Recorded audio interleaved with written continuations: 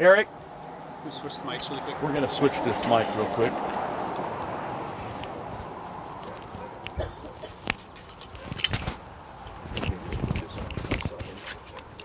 Put that on your pant. Just in your pant pocket. I know that. Just hook it on your pant pocket. Garrett, how much did the wind a couple weeks ago damage the Okay.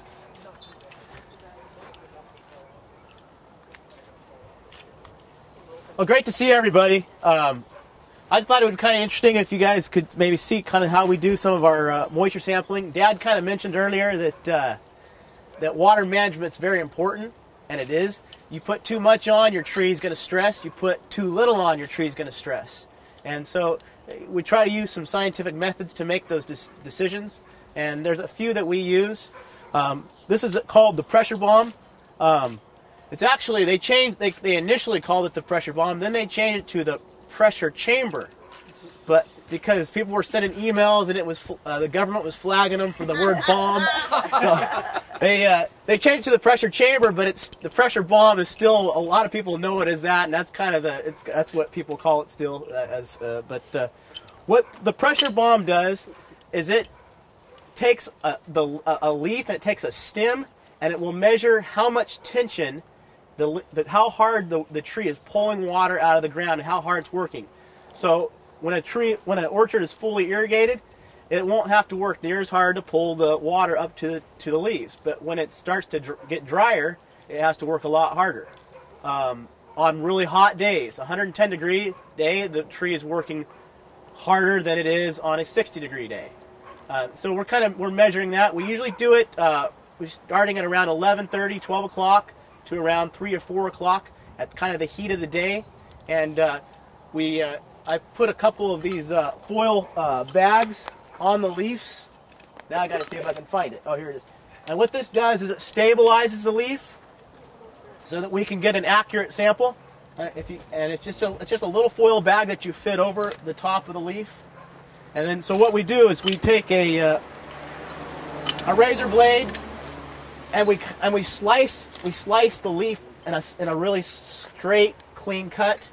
We don't want to chew it up. It's a very clean cut on the leaf, and then we stick it inside the chamber here, and we take a reading on seeing how hard the leaf is pulling for the water. So this has a little O-ring on it that we cinch down. Might have cut that a little on the short side. So we stick it inside this little sealing device here.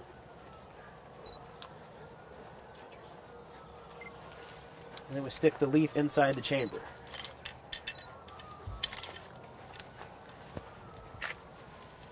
And we seal it.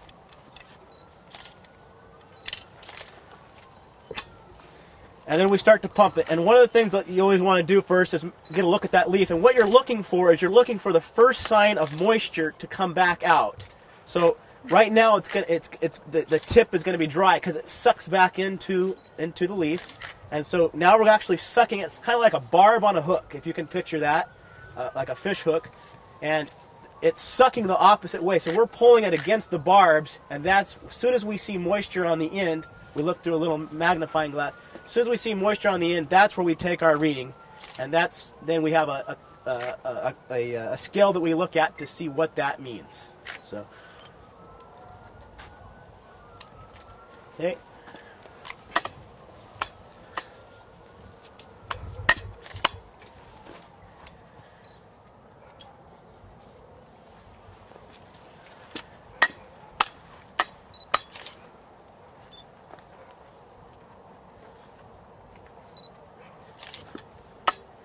And then once you kind of start getting to a certain point, you want to go real slow so you don't go past the point.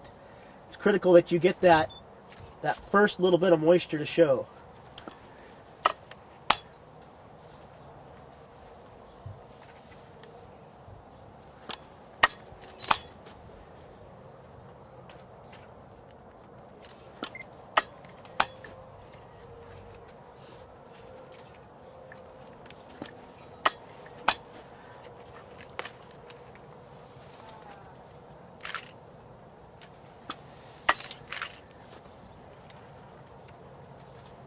and now I have water.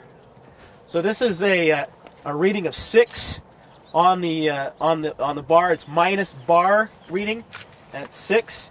And so we have a scale that the UC cooperative put out for the almonds, and a 6 would read mild to moderate stress, shoot growth in non-bearing trees. Oh no, excuse me, that's walnuts. Wrong one.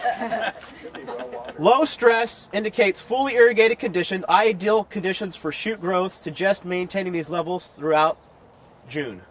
So it's perfect conditions right now. I just want to just a quick note. This was flood irrigated approximately 8 to 9 days ago, and we flood irrigate about every 18 days. So we don't want to let these levels get down too low that it takes the tree time to recover. How much water are you putting on? With flood irrigation, that's a real good question because it's a relative answer. One end might get more water than the lower end. Yeah. That happens with sprinklers too, right? You lose water from the head of the sprinkler line to the end of the sprinkler line? Very little on pressurized system. If it is engineered right, you lose very little pressure from the start to the finish. In micro sprinklers, they have what they call a pressure compensator that's built right into the head, and each head is almost exactly the same amount of pressure. But you can lose a little bit from one end to the other, but if it's engineered right, you'll lose very, very little, and it depends on how you put your main lines and sub-mains out there. Back to the question of how much water we put on when we flood irrigate, it ranges anywhere from about 3 to 5 inches. And your season, and how much do you apply per season plus what the rain gives you? Well, each season is a little different. There's been some season we haven't had to start our irrigations until the first part of April. That's a very unusual time, but and then if we harvest early, sometimes it's a short season. But on the average, we irrigate approximately 10 to 11 times per year, about 18 days apart. Okay, it's somewhere in the neighborhood of like 3 acre feet a year. 3 to 3.5 acre feet a year on flood irrigation. And then the rest is you get from the natural rains. That's correct. Now, do you get surface deliveries through MID canals? The surface delivery here is all through the Modesto Irrigation District's canals. Now, are you stuck going with their schedule where they're going to deliver on this day, and then you may want to irrigate a certain period later on, but you can't because they're not going to deliver for another 2 weeks, so you either irrigate too much ahead, knowing you have to go for this period, or you short your trees? I mean, do you have to schedule around their deliveries? That's a good question, the scheduling of water.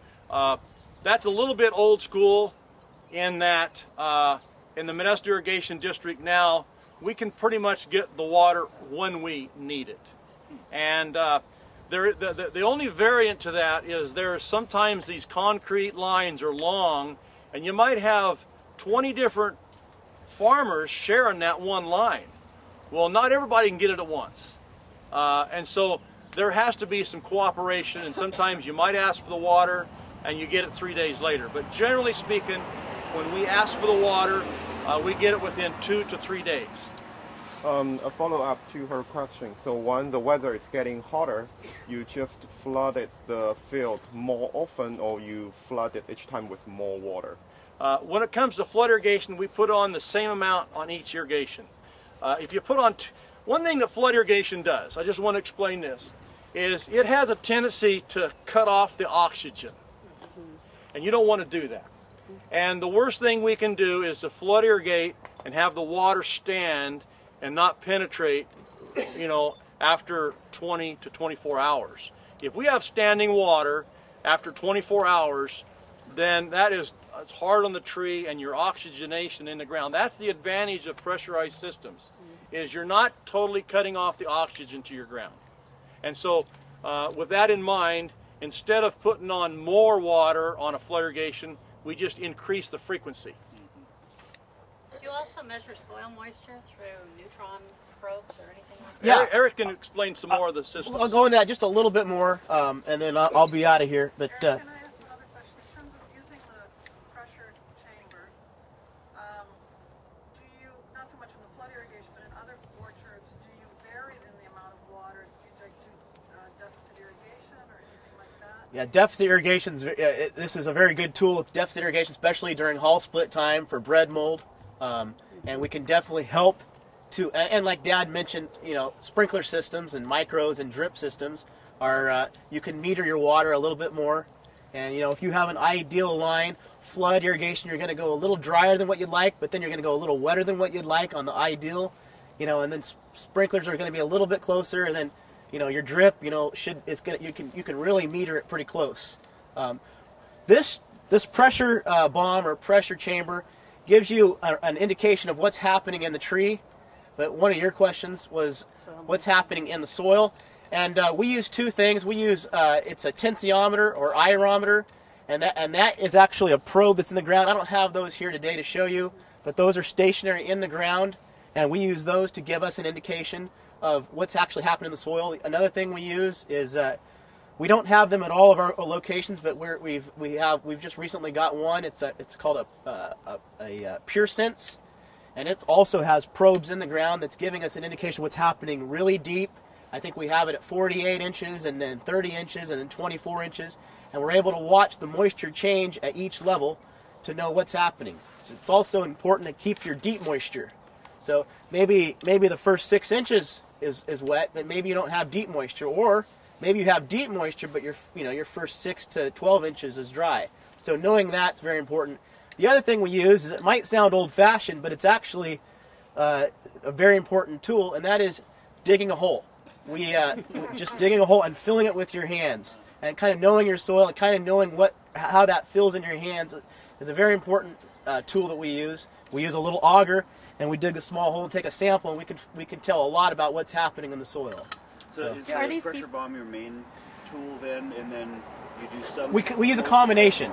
We pressure bomb every orchard once to twice a week, and so we're able to track the numbers and watch them go up and down as we irrigate and as they dry out. But we also use the aerometers and the digging holes. So. Do you do a grid across the field, or is one, you know a spot to sample, and that's pretty much? We usually sample 2 spots in every field and kind of get kind of general spots that are like the whole of the field.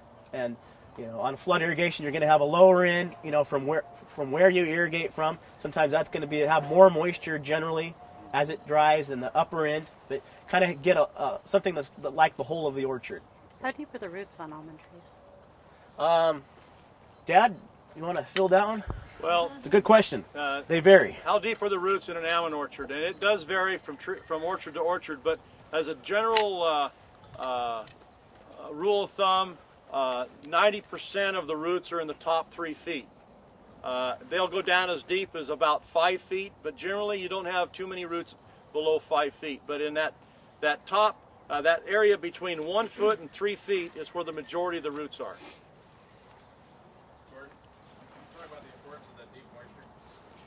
Okay, on the deep moisture, there's probably a lot of different angles you can look at it, but we can flood, if we lose our deep moisture here and we flood irrigate, even at every 18 days, we may never recover that deep moisture. When I talk about deep moisture, I'm talking about moisture from 4 to 6 feet, in that range. And if you've got roots down there and that gets dry and you can't reach it with an irrigation, then those roots are not going to function like they should if they've got plenty of moisture.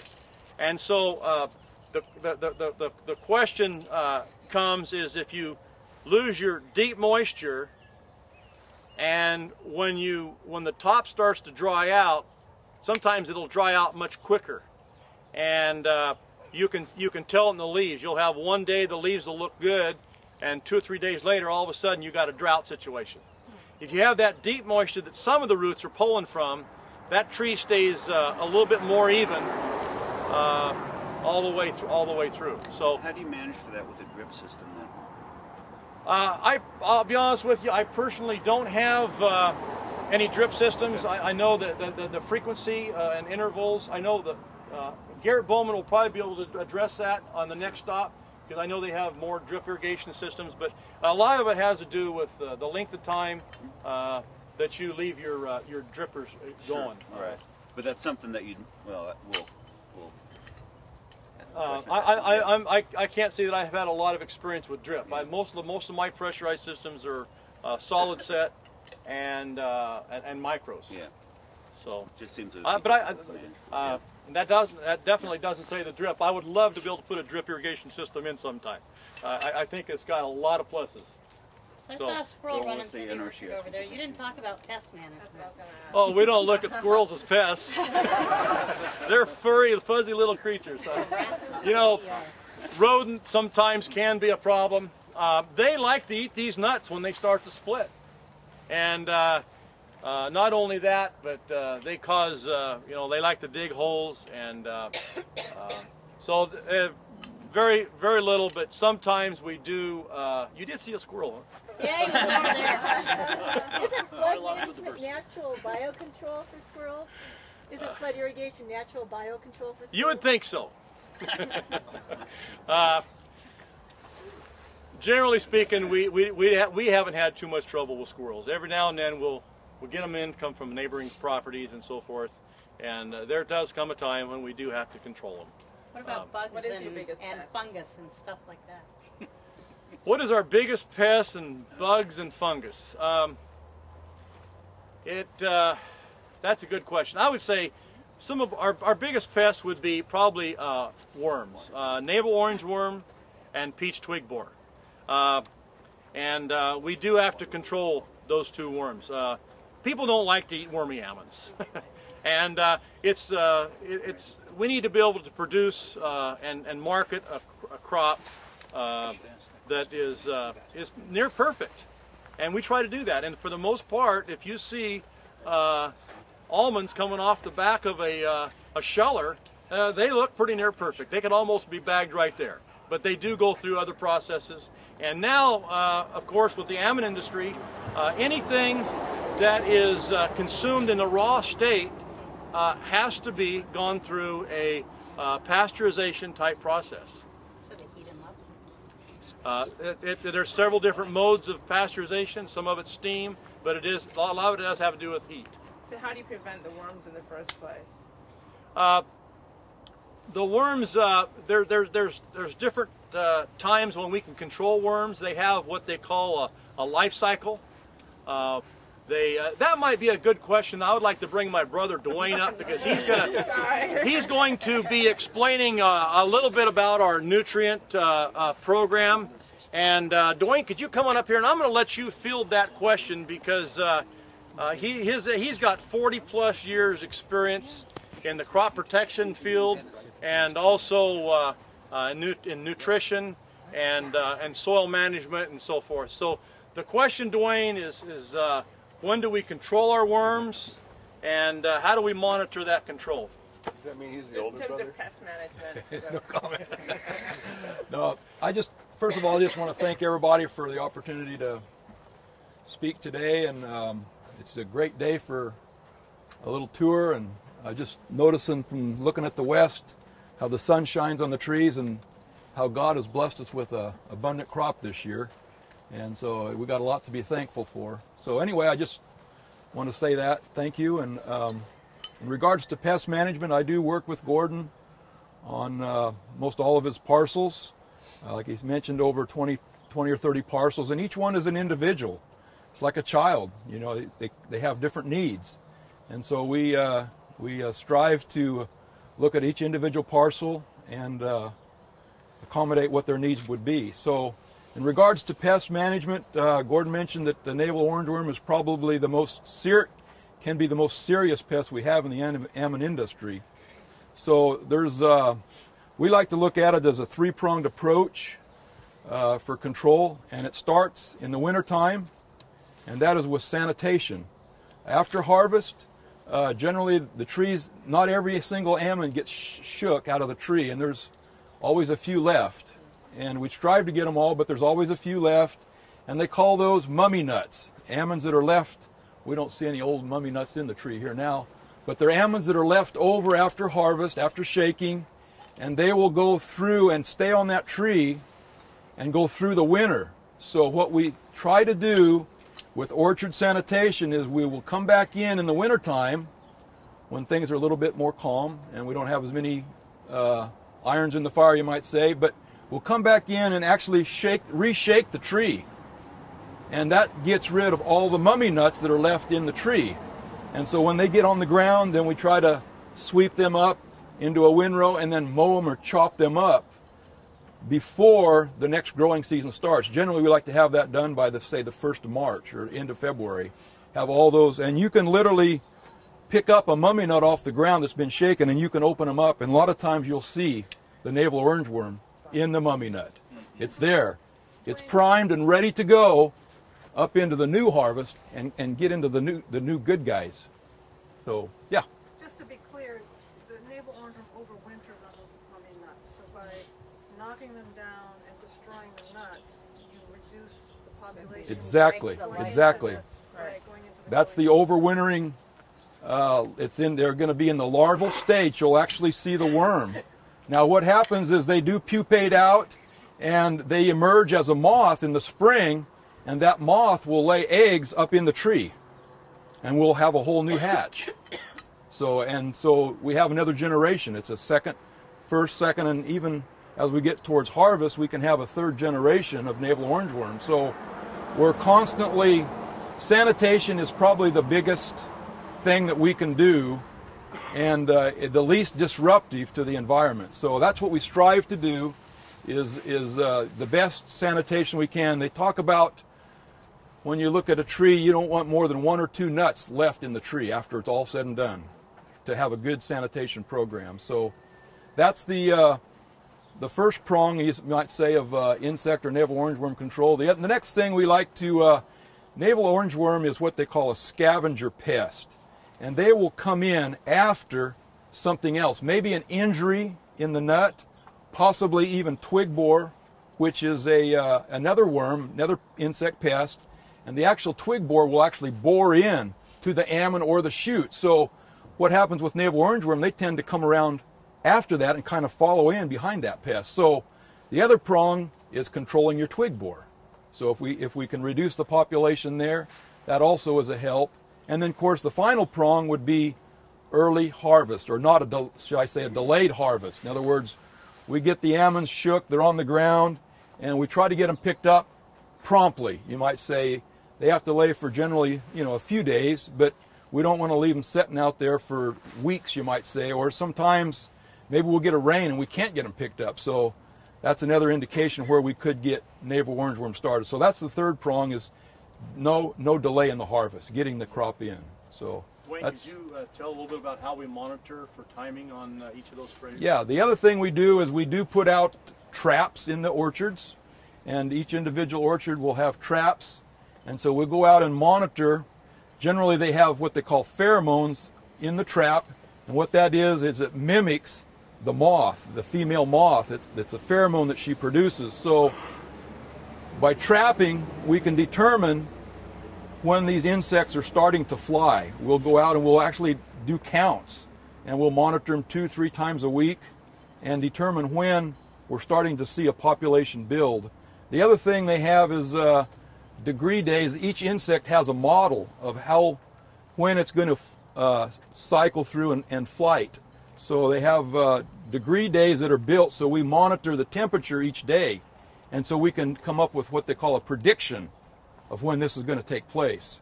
So between trapping and degree days, we have a real good handle on when that flight is going to occur. What do you spray with? Copper?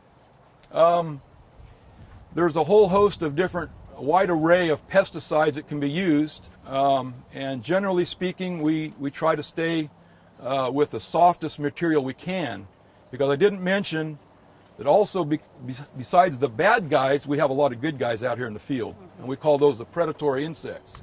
So they're constantly feeding on the bad guys, and so what we want to do is create a balance of where we have good guys in the field. So by spraying a pesticide that is least disruptive to the environment, including the beneficial insects, that's what we would strive to do. Are these trees grafted?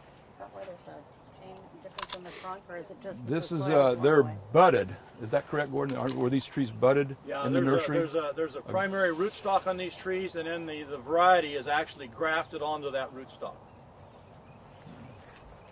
All amateur done that. Yeah. Before you put in a new orchard, do you fumigate? Well, we do have some indicators of whether we need to fumigate. Not every piece of ground needs to be fumigated, and so we do take soil tests to develop the threshold of nematode. And there is some orchards that you won't get hardly an orchard to grow without fumigating, and then there's some that you can get by without it. So it takes some careful monitoring and some analyzation, and Dwayne is a key person to help me on that when we do plant new orchards. Generally speaking, if it's a second generation orchard, in other words, if we've had an orchard there and we're planning to go back with an orchard, generally it's a practice, it's a common practice that we would fumigate. And how many years are you getting out of these trees? 25 years? About 25 years, yeah. Depends on the care that they get, but some people pull them out a little before, but not many orchards will last much past 25 years. How old is this one?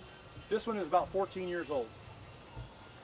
It's actually kind of in its prime production phase, and we haven't lost too many trees yet, but as time goes on and they hit 20 years old, we'll start to lose some trees. The weakest part of these trees is the rootstock. The almond rootstocks are not as vigorous as what you'd have in other types of trees like walnuts, and it's not uncommon to have some of the roots can get diseases. You can get crown gall, they can get root rot and so forth, and as the tree gets older, you get a high wind and sometimes they'll go over.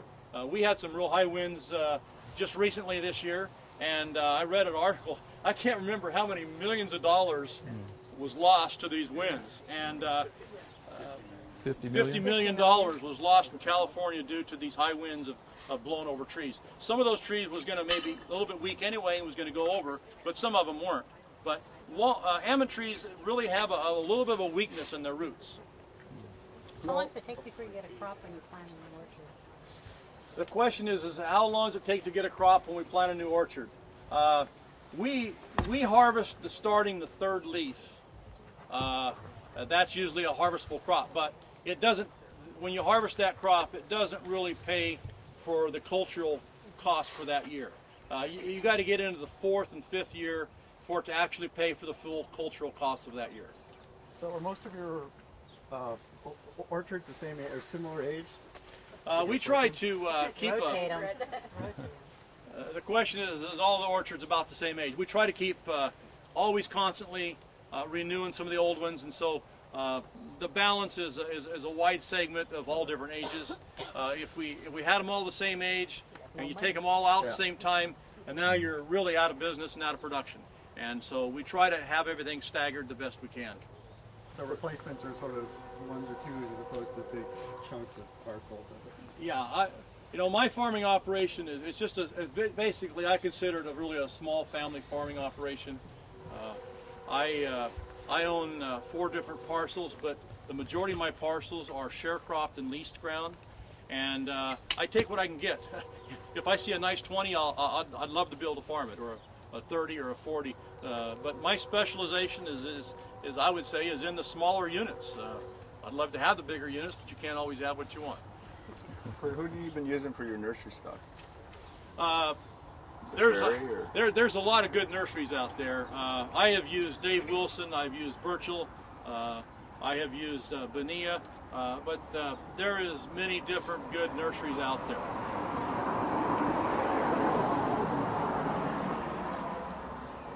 Should we go on to the next side? Or did you want to- Yeah, did you have anything? Gordon asked me, maybe I'll just say a couple of words. Gordon asked me to say a little bit about fertility and how I use the STEM program in determining fertility for his orchards. And I work for Stanislaus Farm Supply, and we're a local ag retailer here, and I've been with them for close to 40 years. And so we've seen a lot of changes in the industry. But the STEM program, if I can say, the STEM program, it's an acronym for Success Through Environmental Management. And how we use the STEM program is it was developed and designed to guide a grower's decisions regarding nutrient management. And it's based on scientific fertility measurements. And you've heard the old saying, if it ain't broke, don't fix it, well, the question comes, how do you know if it's broke?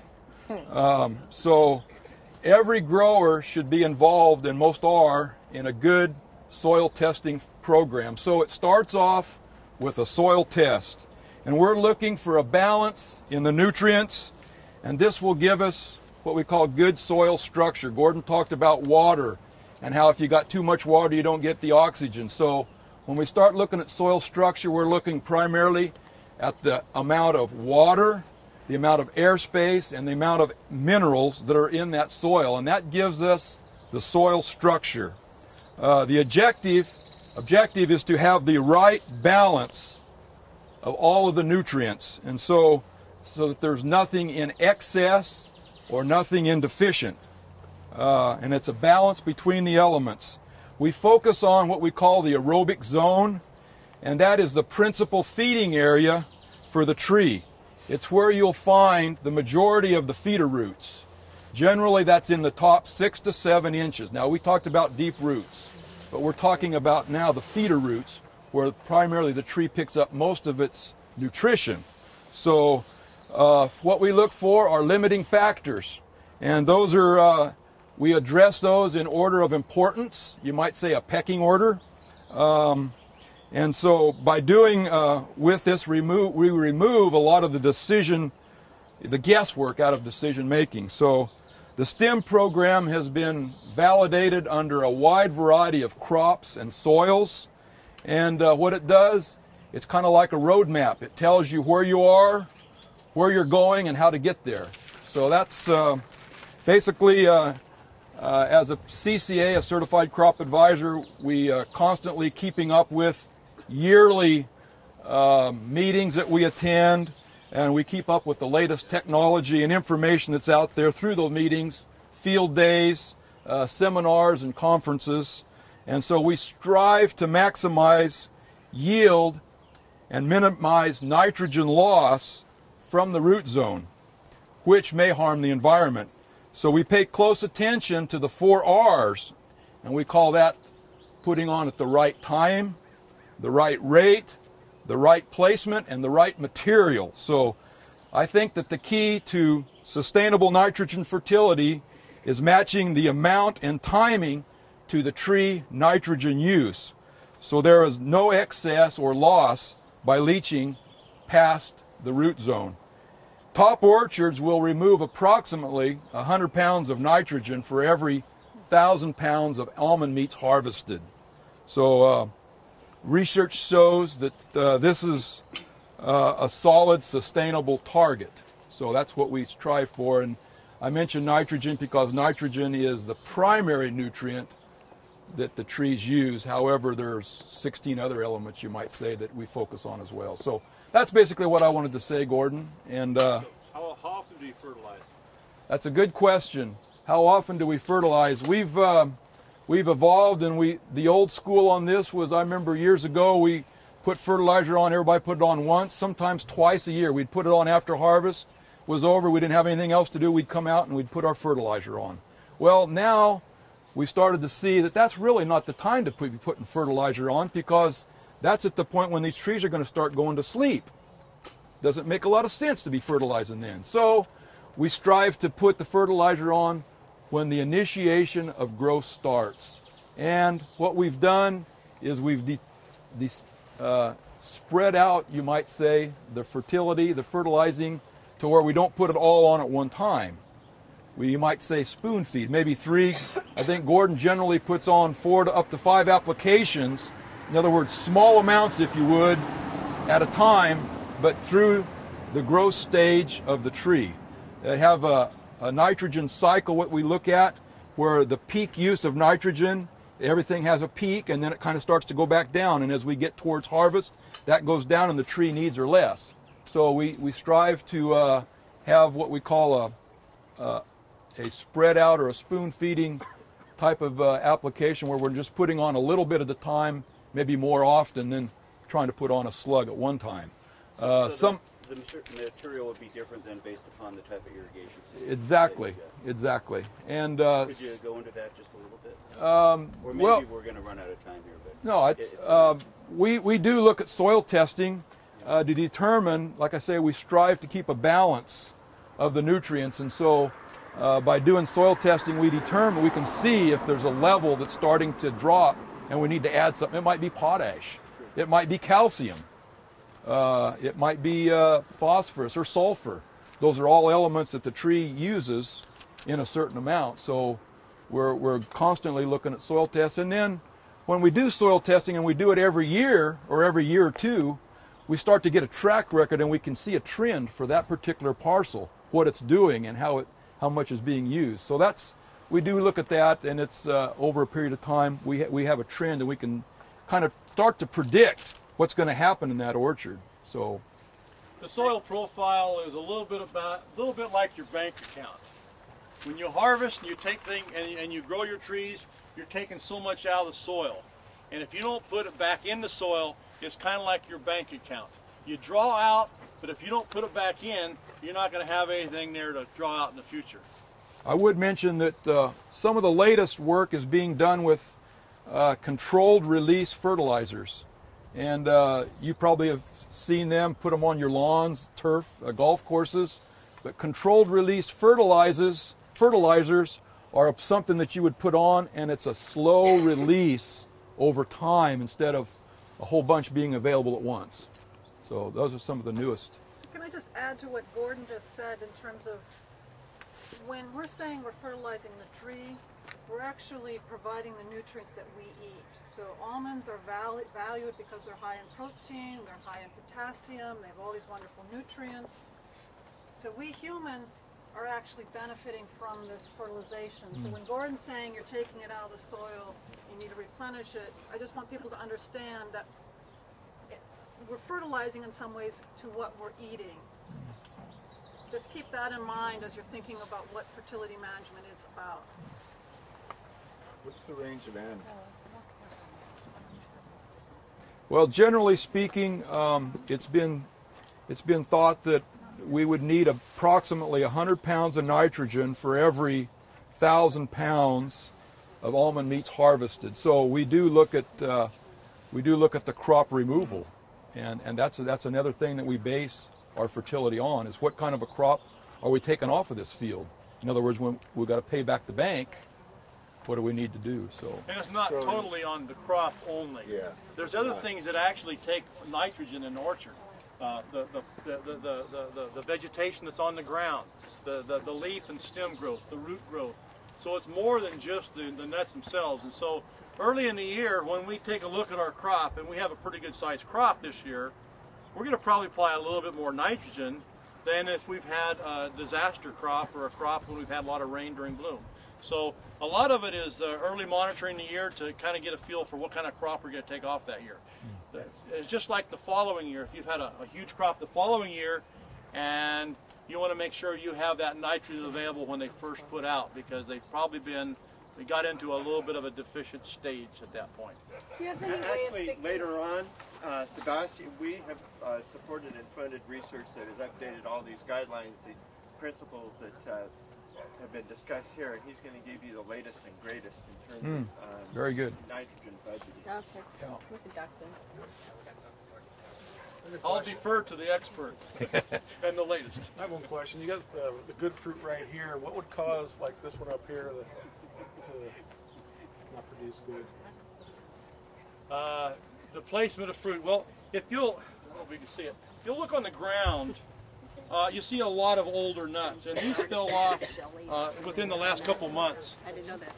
And these trees set such a heavy crop that the tree had to shed some of them. It's kind of Mother Nature's way, you might say. And we don't have much control over how they shed the nuts or at what point they shed. We also had a number of heavy wind days earlier on, and so when you look at an area up in the tree that don't have many nuts on, and other ones had more nuts, it could be a result of wind, it could be a result of just lack of pollination, or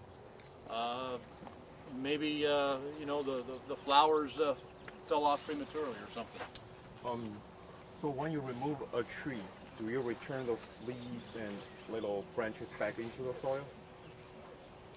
When we remove a tree, then we have we replant an actual tree from the nursery. And at the nursery, they grow a tree at the nursery that is about 1 year old. And it's a bare root tree. And so what we do is we take a backhoe and we go down and get all the old roots of the old tree out and dig it down and get the soil loose. And then we plant this replant in that hole. And we water it in. And then we, if you kind of look through here, you might be able to see a couple of replants. But generally, not too many. We just plant another tree in its place. And it takes 3 or 4 years to it start to produce. And okay, I was asking, like for the old tree, the old debris, do you return it back to the soil as nutrients? Or? Okay, you're asking about the prunings and the twigs and branches, right? Right. Okay, we prune every year. And as a tree gets older, you don't have to prune it quite as much. A younger tree, you prune more. Starting about 10 years ago, we were provided with a very nice tool, and that is the industry has come up with these shredders and chippers. And so we pile the brush in the middle of the rows, and we come through with these shredders and chippers, and we're able to actually kind of make it into a mulch, and it goes and lays on the surface of the ground, and then we can kind of chop it up. Eventually it all gets back into the soil. We do have what we call a rototiller, and we rototill and try to incorporate that back into the soil in certain circumstances. But we try to get that incorporated back into the soil so that there is a certain amount of nutrient value. There was some research done on that a number of years ago through the Almond Board of how much value you have on those shreddings that get back in the ground. And a lot of it has to do with how you manage, how you put that shreddings back in the ground, or if you leave it on the surface. Okay. Then, when you remove the old trees, do you let the ground rest for like a year or 2 years, or you immediately plant new trees back in? Immediately. We take out the old trees that's dead or diseased or they fell over. We usually dig them out in the fall of the year after harvest, and then in January of the following year we plant a new tree. What kind of disease you found? What kind of disease you found from this plant? Diseases, well, there's a wide range of diseases, and I'll just kind of give you some categories. There's some fungicides that's a disease that we usually get during the springtime of the year. And there's bloom, there's brown rot, there's shothole fungus, there's scab, there's all kinds of different funguses that can, and usually most of them are moisture and rain related. So the more rain and moisture we have during the early part of the growth season, the worse those diseases can be. And along with what Dwayne says, the materials that we use to control some of these diseases are more specifically targeted for those diseases today than what they used to be. We used to have some of our control methods has been an overall just a catch-all type material. Now we use more targeted material for this disease control. Now that's just one disease, then we got others throughout the season, but that's the fungus. The other type of thing we have is our worm and mite control during the season. And we're always learning about some new pests too. Okay, I don't want to take up too much of Garrett's time. Yeah. Just around fumigation. Any other questions before we move on? Well, thank you. Pardon? No, you're fine. Research Committee and the environmental committees is, I mean, we just call it the Brown Mega Project for Patrick Brown as the head researcher, who's a plant physiologist up at Davis. But really what his idea was, he wanted to go back and say, okay, given how much, as we just heard, the way almonds get irrigated, the densities of trees, the yields of trees have changed, how much do we need to revisit the UC guidelines for nutrient management? And when they came to us at the Almond Board with this idea, I have to admit, I had no idea nitrogen was as big a deal from a regulatory perspective as it is now.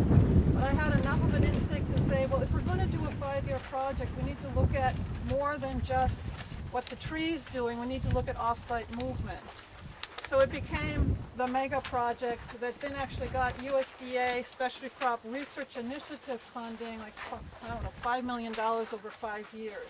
That was multiple crops, so that was more than just almonds. Yeah, I mean, that was almonds, pistachios, pecans, thing.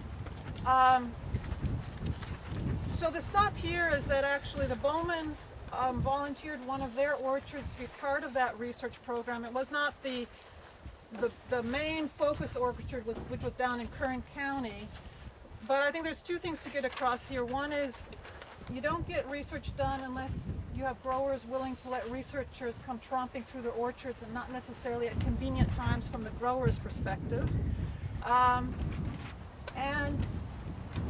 the other thing is just, you know, to get a sense of, we just were hearing about what current nitrogen management practices are, and actually now after 5 years we're seeing some both practical data for growers as well as some more basic data relevant to nitrogen and water management. So I'm going to introduce, well, Garrett's going to tell us a little bit about the orchard itself, and Sebastian is one of Patrick Brown's graduate students, and he's the one who actually did a bunch of the blood, sweat, and tears out in the orchard. An hour. So he's going to talk. Tree by name, don't you? Do you still have the thermometer there? It's still there. Oh, one time I came here and it was all red. It was going to explode.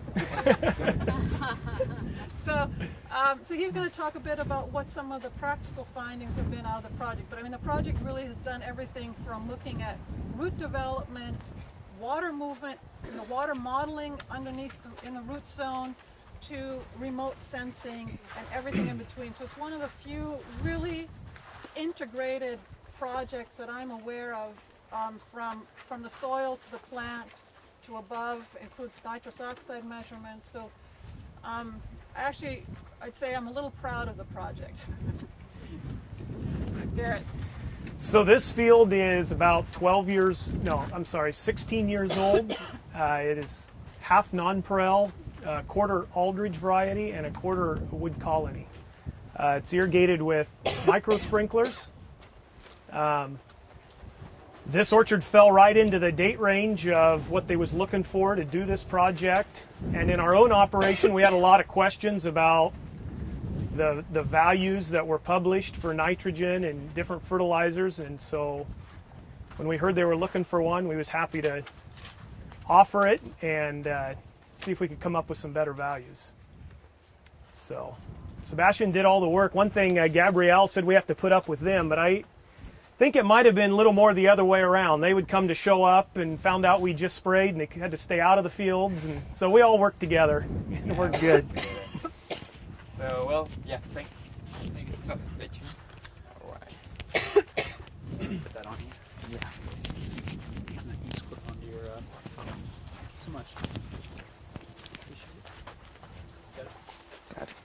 Okay. Well, yeah, as Gabriel said, I'm Sebastian. I'm from Chile. And in 2008, I came to UC Davis. I started to talk with Dr. Patrick Brown in plant nutrition, and I gotta say, I was lucky to join this big project. A big project, a multi-million dollars project that helped me to interact with the industry, with the academy, with the growers. Yeah, this project was funded for the USDA, the Almond Board, you can read it there too, the CDFA. And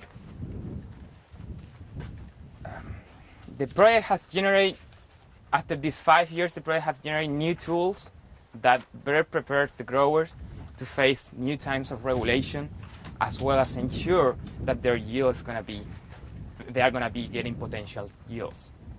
So I think that's the neat thing of this.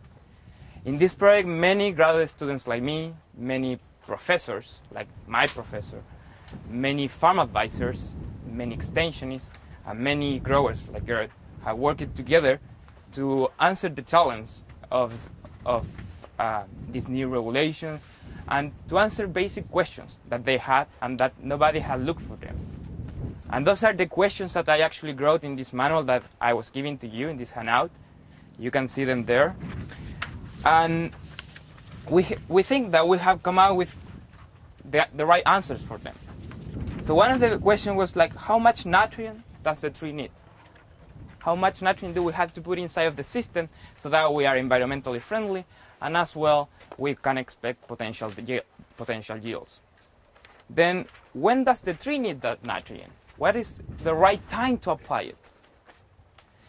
Third, how much nutrient do we need to apply so that the tree receives what it needs? What are the factors that we gotta keep in mind? And finally, it's at the back side of your page, finally, how do we know if we are doing the things right?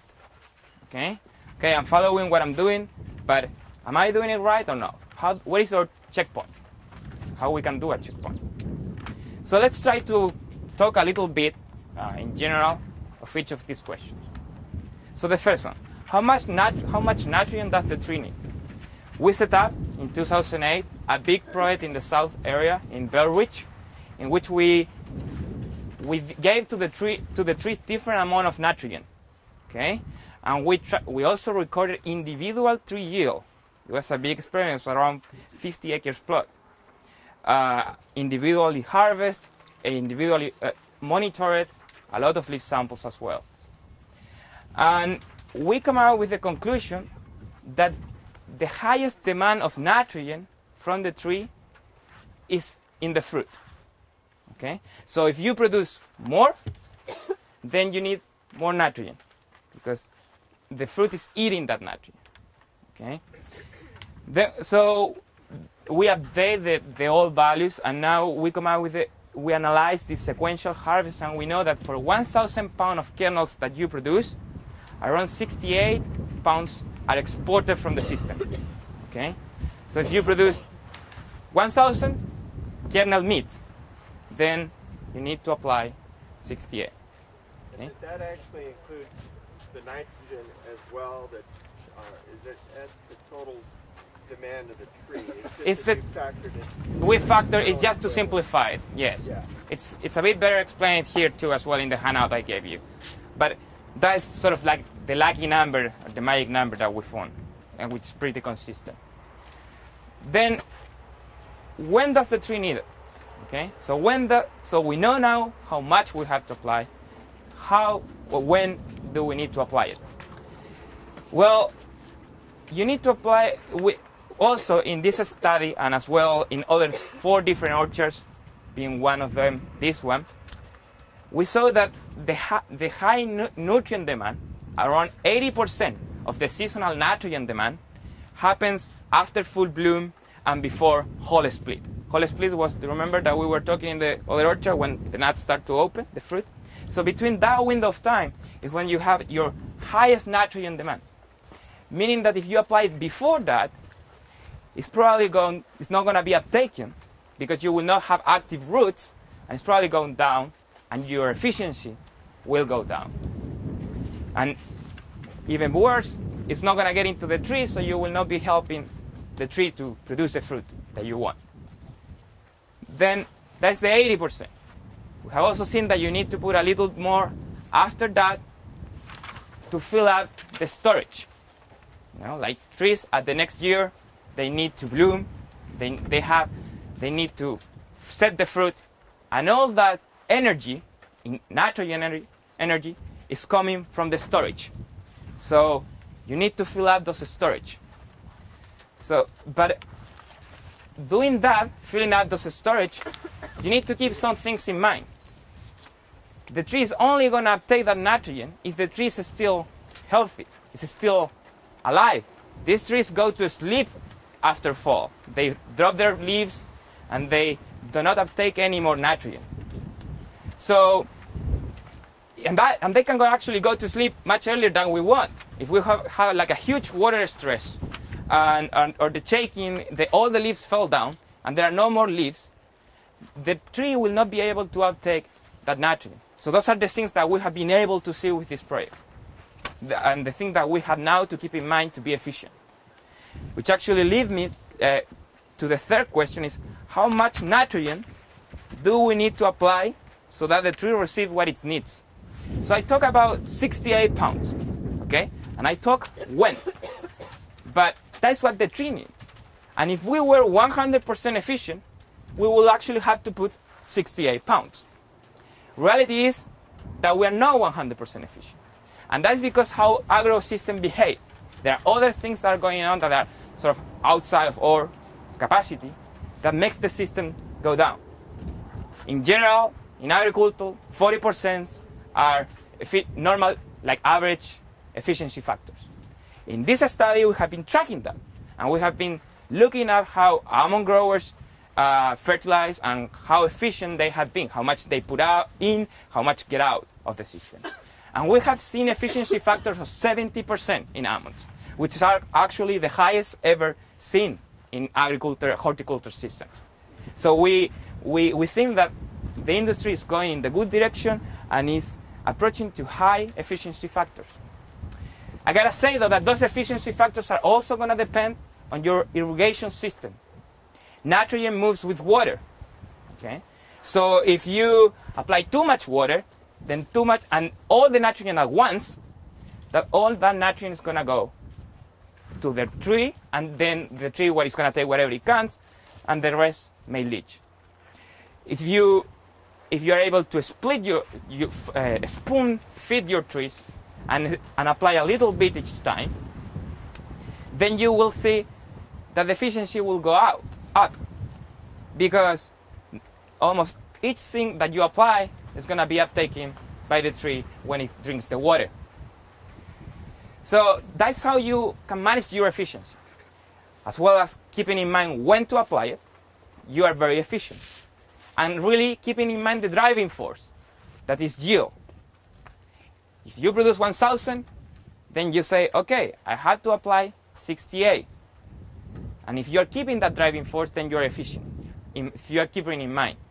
If you don't keep it in mind, and you don't adjust for your yield, let me give you an example of what happened with efficiency. If you produce the first year 1,000 pounds, and you apply 68%, let's say that you were then 100% efficient. If the second year you produce 500 pounds, and you apply again 68 pounds of nitrogen, then your efficiency went down to the half, just because you didn't keep in mind the yield. So now we know that we have to really pay attention to how much we're going to produce, and we have come out with detailed protocols to do that and how to monitor that. So, which leads me actually to the last question: how do we monitor that? So let's say that we are applying the right time, applying the right rate, estimating the yield, the driving force. How do we know if we are doing things right? Well, all times, and this is something very well used in horticulture and other crops, we used to collect leaf samples, send them to the lab for their nitrogen analysis, and get an idea if the tree, the orchard, was well fertilized, or it was deficiency, or it has too much nitrogen. Okay? That is an old technique. It started in the 50s, and now everybody does it. And we were happy with that. That's July, right? That is in July, exactly. We were happy with that in July, but in 2008, when we started to talk with the growers, they told us, July is too late, because when I get the results back from the lab, I have already applied almost all the nitrogen that I need to apply. So if I did it wrong, I cannot do anything. And if I did it right, well, thank you, but why did I collect the sample? You know?